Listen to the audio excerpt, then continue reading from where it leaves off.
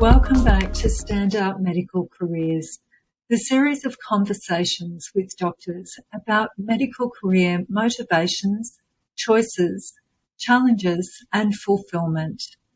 I'm Anita Fletcher. In today's episode, we meet Dr. Ferghal Armstrong, addiction medicine specialist and dedicated medical educator.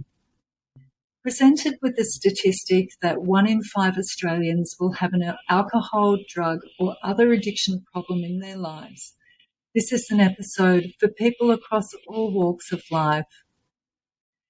Just before we hear about Ferghal's motivations and his compassionate approach to his patients, I need to tell you that if you want notifications of when I release a new episode, or if you want to get a free checklist to help you stand out in medical recruitment processes, you can sign up for my newsletter by visiting standoutmedicalcareers.com.au. Dr. Ferghal Armstrong is a general practitioner, addiction medicine specialist, accredited MATOD trainer, as well as the CEO and co-founder of Meducate, the pioneer in tech-based medical training programs for healthcare professionals. As well as living and breathing medical education, Ferghal enjoys working with all types of patients. Passionate about pharmacotherapy and drug and alcohol addiction treatment, he specialises in educating physicians on how to identify patients at risk of addiction and how to manage those patients effectively and with compassion. Hi, Ferghal. Thank you for joining me. How are you? I'm very well, Anita. How are you? Great. Really well. Thank you. Could we please start with you and your career? And would you mind sharing with listeners what led to becoming an addiction medicine specialist and also pursuing your interest in different activities in educating doctors? Yeah, so I think if I can reflect back on my original decision to get into addiction medicine, I am an inveterate collector of tickets. I am a perfectionist. I constantly strive for external validation by certification. That's my own personality flaw.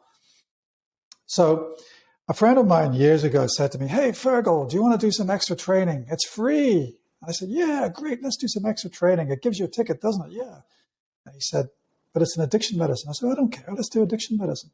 I'll do the training, but I won't do the practice." Because at that time, I worked in a general practice in the United Kingdom that absolutely shunned all things to do with addiction. But, the offer of free training and a certificate at the end of it all was just, I just had to do it. So anyway, I did the training and I fell in love with the subject. And then I realized I had to do something. I could not run away from this because I really enjoyed the subject. It's the perfect mix of neuropsychopharmacology, psychology, sociology, and, it really makes you connect with your own humanity and that of others. So I got a part-time, half-a-day-a-week gig in a criminal justice-funded scheme providing opioid replacement therapy to people who were on their last chance before they were being sent to prison. And I'll never forget, one of the very first patients that I ever saw, he was brought in by his mother by his ear hole, literally pulled in by his ear hole. His mother said to me, he sat him down and she stood behind him and she had tears in her eyes and he wouldn't look at me. And she said to me, "Dr. Armstrong, I will pay you privately if you work harder to keep my son out of prison and if you get him stabilized and cure him of his heroin addiction." And I said to her, I'll do my best for your son, irrespective of whether or not you pay me privately. I can't accept any fees because I'm employed by the government, but I'll do my best for him. So I started him on a relatively new drug. It was relatively new at the time, and perhaps I'm showing my age. And it was a drug called Subutex. And I started him on Subutex, and within 3 days, he'd stopped using heroin. Within 2 weeks, he'd moved back home. Within 4 weeks, he was working unofficially for his father in his father's business. And within 6 months, he was paying taxes. And I thought to myself, well, addiction's easy. why doesn't everyone just go on Subutex? It's easy. That one early success has sustained me through many a night of soul searching about wondering whether or not what I do in life is actually any good for patients. That one early success has kept me going. So that's why I kind of have an interest in addiction medicine. Why I had the opportunity of becoming an addiction medicine specialist was because I fell in with the right crowd. There's a couple of key players in Victoria in addiction medicine specialist training services in Victoria. And there was one gorgeous lady called Kerry Alexander who took me under her wing and mentored me and got me into the training program. And then I was really lucky to work with the people at Turning Point, and Turning Point really did nurture my desire to become a specialist, and they really helped me to overcome all of the academic hurdles that were necessary to achieve FATCHM status. So if it wasn't for Kerry and if it wasn't for the people at Turning Point, I wouldn't be where I am today, and I owe them a great debt of gratitude. Mm-hmm. Why do I do all of the other stuff in terms of doing this Meducate stuff and the online education? Well, firstly, it's because I don't play golf, and I have a very long-suffering and tolerant wife who allows me to spend hours at my computer.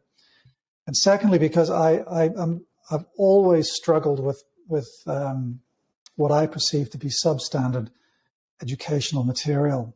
And I always promised myself that when I was in a position to impart knowledge, I would actually do it properly. So those are the reasons why I do Meducate. Yeah, great. Thank you. And so could you tell us a little bit more about Meducate and what kind of materials are on there and who uses this platform? So Meducate started off because a friend of mine and I were having a drink at a campfire. And I said to him, I've always wanted to do an online teaching service where I can teach people my expertise. And he said to me, well, he'd always wanted his work doing the technical aspects of an online educational service. I said, well, why don't we do it together? And so we shook hands, and that was in 2018. And we've been working at it ever since. In terms of what we do, so primarily, I'm a GP and I'm also an addiction medicine specialist. So a lot of our stuff is about addiction medicine in its broadest sense. But I also have an interest in lifestyle medicine. So I work with another gorgeous doctor called Dr. Savina, and we do a lifestyle podcast as well. And we have a kind of a separate podcast called MedHeads, which you've been involved with. And that's just a general, anyone who wants to come on and chat about anything that's interesting to them, I'll chat to anyone. One of the things that I really enjoy about chatting to experts is you can chat to any expert on any subject, and whatever they say is fascinating because they individually have a knowledge and a passion for their chosen field of expertise. So it's always a joy to talk to people, and you always learn something. You may not agree with what they say entirely, but you always learn from them. Yeah, great. Thanks, Ferghal. And I would like to sort of move across now and ask you some questions about addiction specifically, and what you think can be done to help people to increase awareness really and understanding by people out there. And I'll disclose a bit of a personal interest in this topic. I've had a few people, quite a few actually in my life close to me, who've experienced addiction of one form and another. And I'm sure that most people are in the same boat, that they've witnessed the effects and also possibly experienced addiction firsthand. And I guess, could you please tell us, so that people better constitute what addiction is, could you sort of differentiate addiction from what people might call, consider a bit of a bad habit that they need to work on? Yeah. So first of all, you have to acknowledge that it is so common. Addiction is not necessarily just substance addiction. It's also process addiction. So there are various psychological issues like gambling, television, shopping, sex addiction. These are still addictions. A very easy way of thinking about addiction is the 3 R's. Repeated engagement with a rewarding stimulus despite negative repercussions. Repeated, rewarding repercussions. And if whatever you're doing meets those 3 R's criterion, you've got some form of addiction. So it's really important to understand that it's the difference between having a bad habit and having an addiction, I think, is really one of degree. And so because it's one of degree, the boundaries are not very specific. But really, I think it all boils down to the repercussions, the harm. If somebody's behavior is causing them or others harm, and they're doing it because it's fun, or at least it started out as fun, well, then there's a problem. And then, of course, the other issue is, to what extent is that particular activity legal or illegal? I mean, it's very easy to classify a repeated engagement with an illegal rewarding stimulus as addiction, but it becomes much more difficult to classify repeated engaging with a legal stimulus as a proper addiction, unless you get that really good solid evidence of harm. Mm-hmm. Okay, thank you. And another factor then, you mentioned the fun part. I watched the program Addicted Australia that you were a part of, that was screened on SBS TV in 2020. And one of the key points that I think really came across from that program was that the people who are undertaking this 6-month program to get on top of their addictions had experienced significant trauma in the background. So I guess that touches on what you were saying before about it being such a complex area and a lot to do with psychology and people's life experiences. Absolutely. I mean, nobody wakes up at the age of 8 excitedly in the middle of the night thinking, you know what, I'm going to develop a drug problem when I'm an adult. No one says that. We all have dreams and aspirations of being football stars, ballerinas, and space, rocket scientists. But, the trauma that innocent children sustain can damage them and alter their life trajectory in ways that are so profound and so damaging that it's really, it's truly awful. Because every time I look at someone who's got a substance addiction, I have to remind myself and have to think about the innocent victim that is usually, not always, but usually inside that person. Because, that's very often the case that I see patients who start out in their usage of substances. It's fun, it causes euphoria, and that euphoria is an anodyne to their troubled soul, their psychic pain. And it's great whilst you're in control of it, but then there always comes a tipping point when you lose control and the substance takes over you.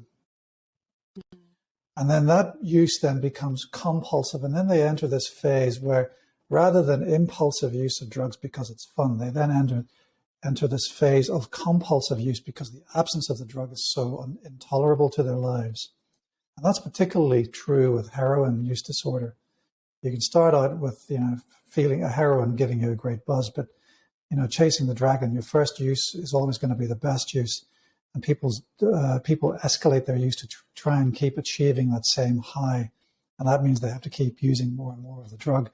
And the drug itself has less and less of an effect. And eventually their use is predicated on the fear of withdrawal.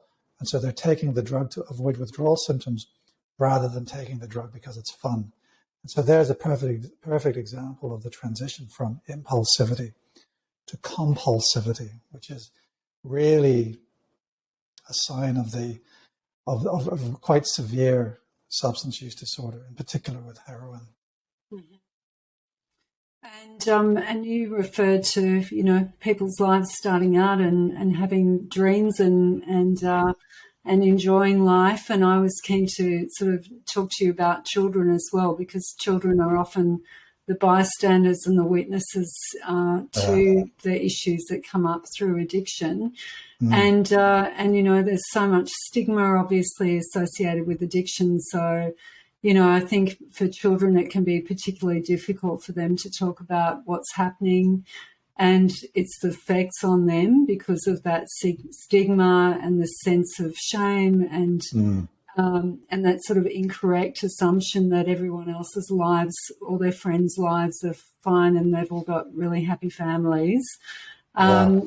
What do you sort of say or suggest that can be done for children to help them deal with that? Because often if they haven't even indicated to a closer adult or anyone that they're dealing with these situations at home, it can be incredibly difficult. So would you suggest that maybe it comes through sort of school education and support, or are there any other channels that you know about? So this is a huge contentious issue. And I think there's a couple of points I'd like to make first before I actually answer your question. So first of all, we know that active substance use disorder has the potential to damage children in terms of parental neglect, etc. But we also know that patients with substance use disorder don't automatically abuse their children. They don't automatically become bad parents, and they're certainly not bad people. So I think the most important thing is to view this from a point of view of needing to help both the parent and also the child. And the best way of helping the child is by helping the parent. And so that means having services that are accessible. The overriding experience of most patients with substance use disorder is rejection, and rejection from treatment services, which is, when you think about it, absolutely awful. So our personal engagement with patients, our smile of welcome, our hello, how are you? Good to see you. That, simple as it may be, it creates a profound effect on and provides the foundation upon which we can develop and build treatment services for patients. And so when we look at a patient, we must not only remember the child that is within them, but also potentially the child that is under their care.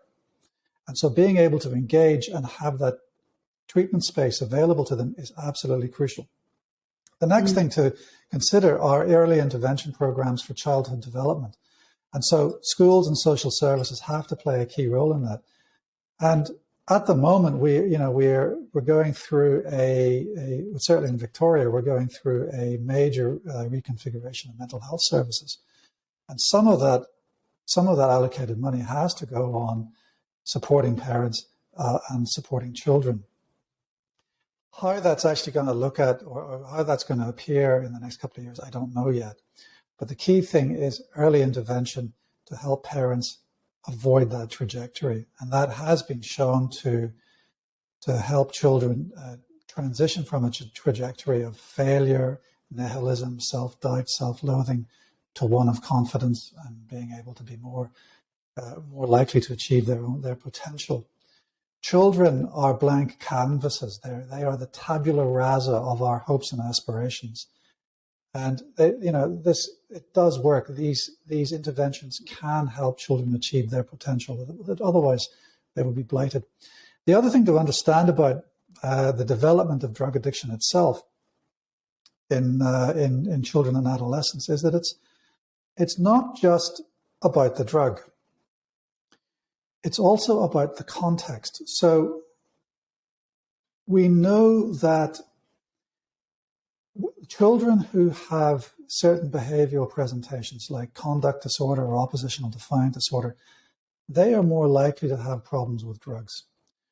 We know that permissive parenting or even absent parenting is more likely to engender in children a problem with drugs. And that goes back to the early intervention programs I was telling you about. In terms of school, we know that anti-drug policies in schools are more likely to reduce drug use in children, and so children are therefore less likely to become addicted to substances.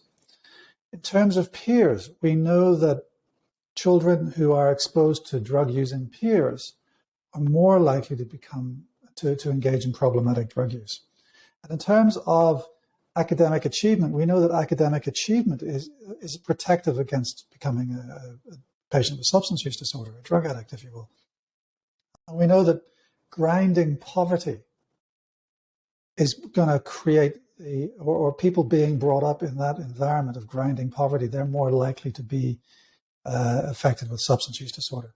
So there are multiple factors in multiple domains of life that all contribute to the risk of a child developing a substance use disorder. So what I'm trying to say is you can have twins born of the same parents, the same biological parents.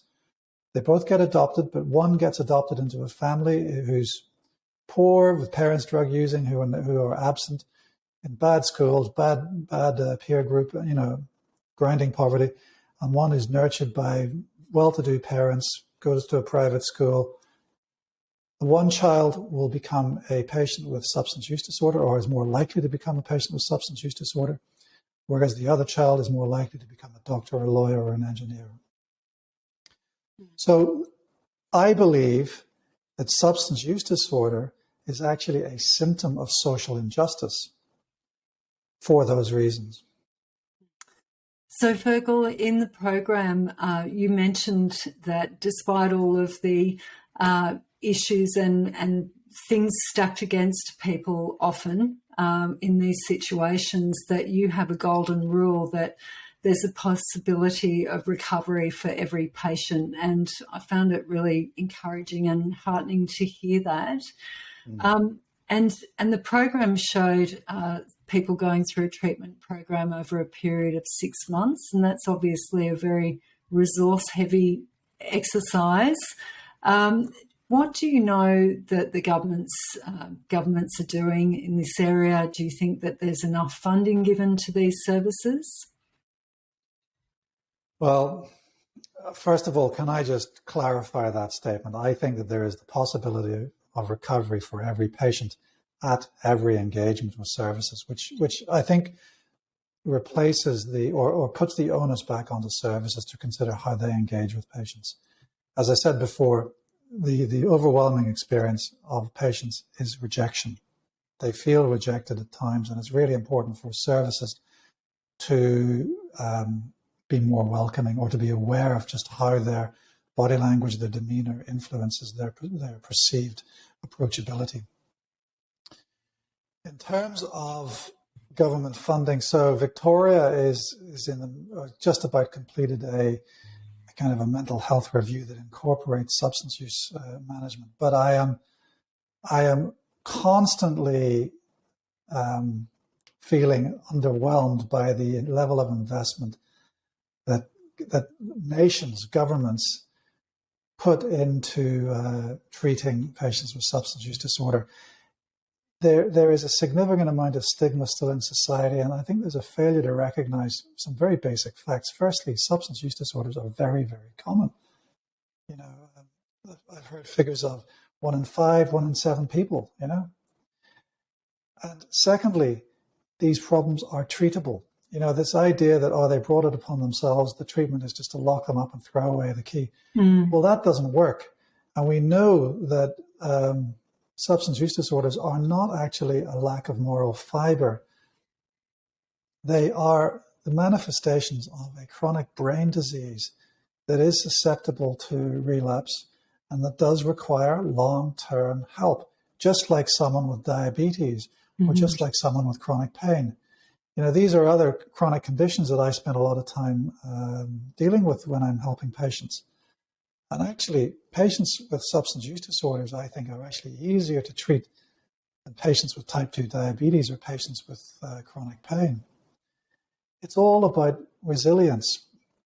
And this goes back to what I said earlier about the damaging effect of trauma in childhood, and that potentiates or potentially causes the ill effects of substance use disorder. All that does in a child is erode resilience. And when we don't have resilience, we lose the ability to make proper choices. We lose the ability to make rational choices, and we lose the ability to control our impulses and also our emotional state. And when we are highly impulsive with a dysregulated emotional state, we become much more vulnerable to the effects of substances. And part of the treatment program for all patients with all substance use disorders has got to be in some way improving upon or helping patients develop their own internal resilience, their own internal locus of control. And there's a couple of key components to doing that. Firstly, it's engagement, it's warmth, it's unconditional positive regard, and it's peer group expression, communication, engagement. These things are absolutely crucial to the vast majority of substance use disorder management. And so how to develop resilience? The answer is less stigma, more resources, focused in on these processes that I've just mentioned. Great, thank you. And that's what I think, to me, one of the key things is, well, all of those things, but the stigma, starting with the stigma that people sometimes forget that person who has an addiction is a person, that all they see is the addiction and not the person behind that. Could I just mention something about that?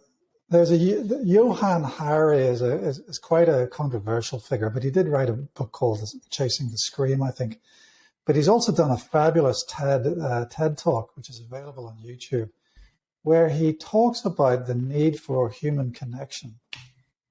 So at a time when if you're dealing with a patient, with a loved one who's got an addiction, that person is going to be losing everything for the sake of the drug.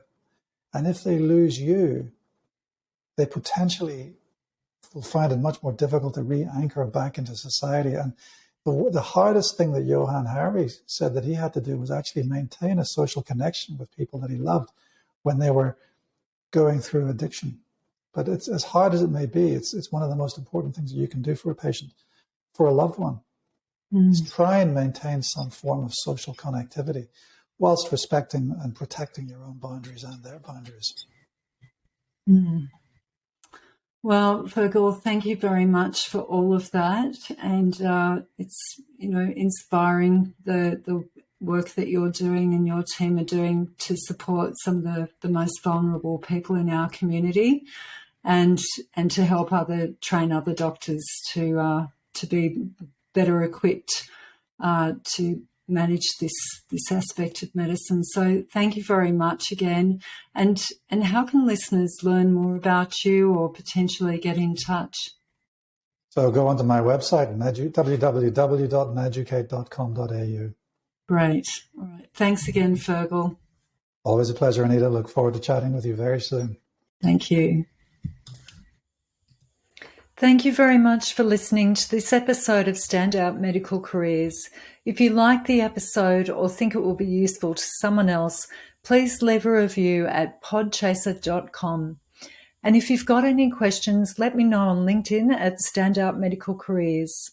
And remember, the better you articulate your story, the more you will stand out.